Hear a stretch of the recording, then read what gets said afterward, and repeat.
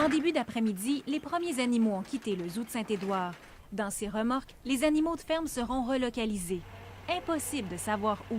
La SPCA de Montréal garde les lieux confidentiels. On parle d'un total de 61 animaux de ferme, également des lamas et des alpagas qui sont partis. Il reste tout près de 150 animaux sauvages ici au zoo de Saint-Édouard et les déménager n'est pas sans danger. C'est sûr que ça reste un stress pour l'animal, on en est conscient puis on prend toutes les mesures nécessaires pour limiter le stress puis essayer de le faire de la manière la plus humaine possible pour l'animal. Jacinthe Bouchard, spécialiste en comportement animal et propriétaire de Zoo Academy, estime que le déménagement des bêtes risque même de les tuer. 50 vont mourir dans le trajet. On peut pas capturer des animaux sauvages, courir après les cerfs, essayer d'attraper les tigres.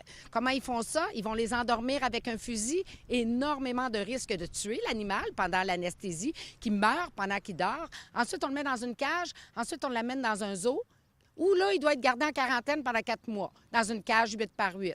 Si ça, c'est pas de la maltraitance animale, c'est 100 fois pire.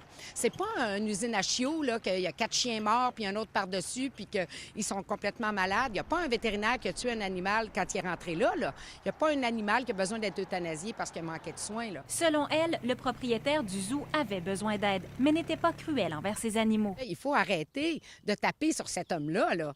Comprenez-vous? Oui, il y a plein d'améliorations à apporter, mais s'il vous plaît, laissez-nous le droit d'aller l'aider et laisser les animaux là. Des dirigeants de la MRC se rencontrent vendredi pour discuter de la fermeture du zoo et de ses impacts financiers. Charelle Traversy, TVA Nouvelles, Saint-Édouard de Masquinongé.